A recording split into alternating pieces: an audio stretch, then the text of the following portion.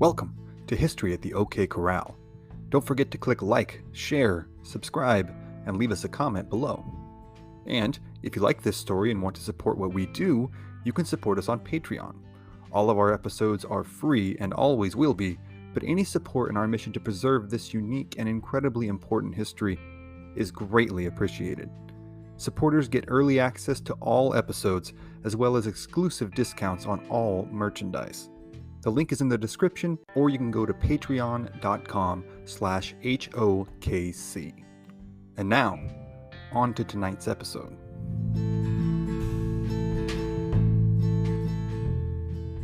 On June 20th, 1837, William IV, King of England, died at the age of 71. His successor, Queen Victoria, would go on to reign for 63 years and 7 months, longer than any of her predecessors.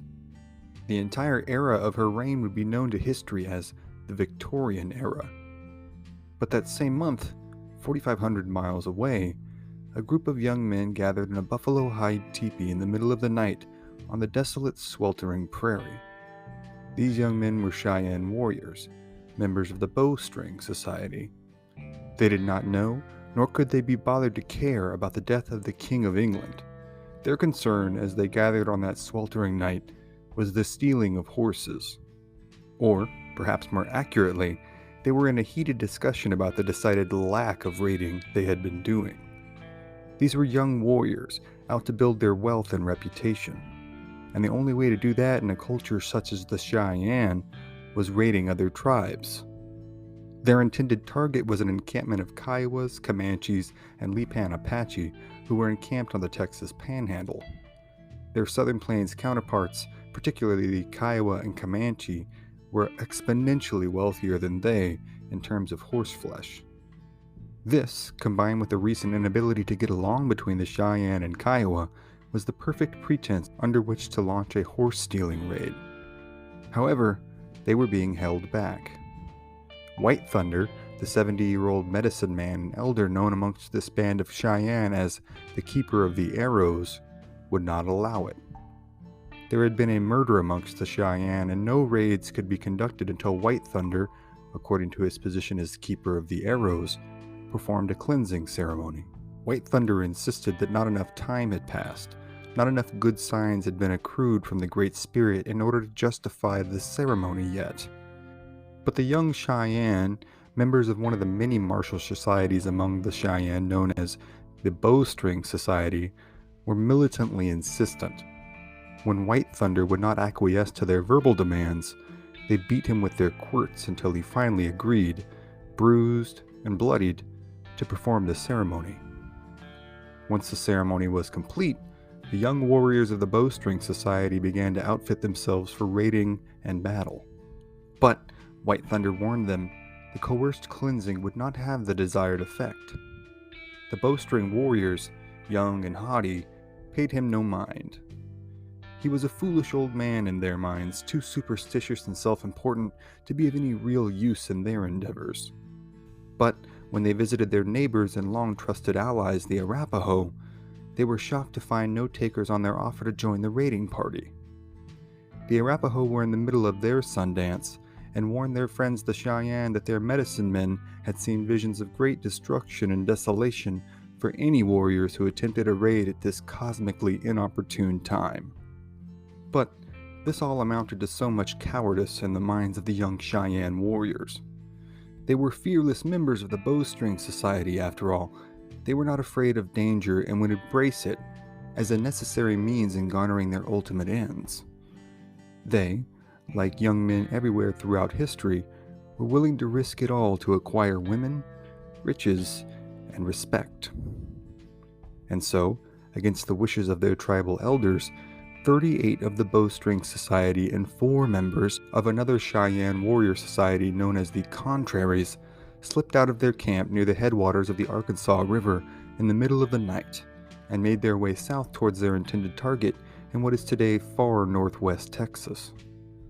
By the time they managed to come within striking distance of the Kiowa, Comanche, and Lipan Apache camp, they were not so much the picture of fearless raiding warriors as they were exhausted, starving, and unnerved young men who were becoming increasingly ill at ease with the continued setbacks of their grand plans. Still determined not to return home empty-handed, they carried on with their plan of attack. They sent 2 scouts ahead of their main party to scout the Kiowa village. In another unfortuitous turn, the scouts ran into a young Kiowa who had wandered from the camp in search of good branches with which to construct arrows. Initially, the young boy thought they were returning Kiowa hunters and bid them hello from afar. The Cheyenne scouts shot arrows at him in response, but missed, and the boy was able to escape to the village and sound the alarm. Now, things had gone from bad to worse for the young Cheyenne warriors. They were rapidly turning from hunter to hunted, and with this unexpected turn and no solid, experienced leadership, they were unsure what to do.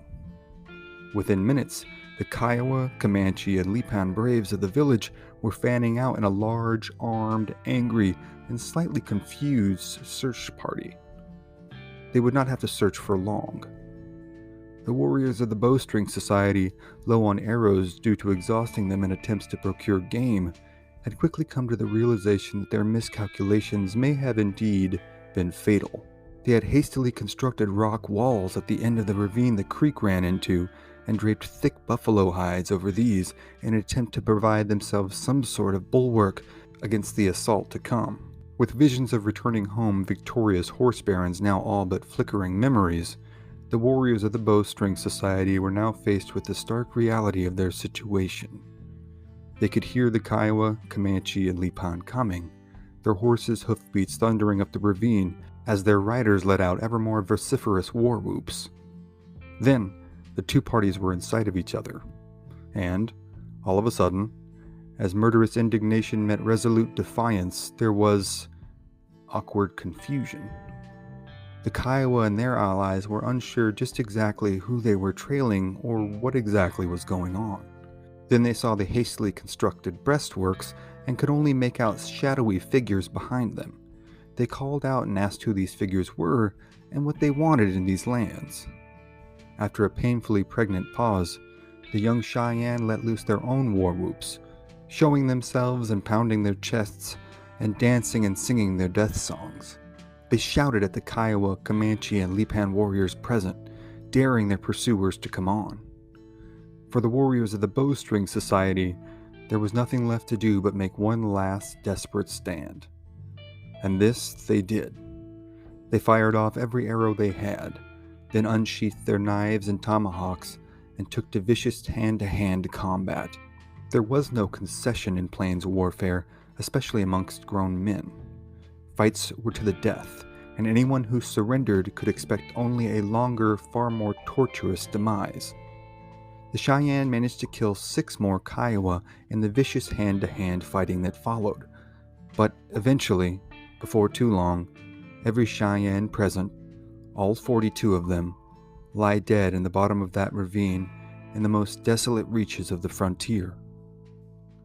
The Kiowa, Comanche, and Lipan Apache would scalp all 42 and reportedly line all their bodies up along the walls of their impromptu defenses as a warning to any other prospective horse thieves.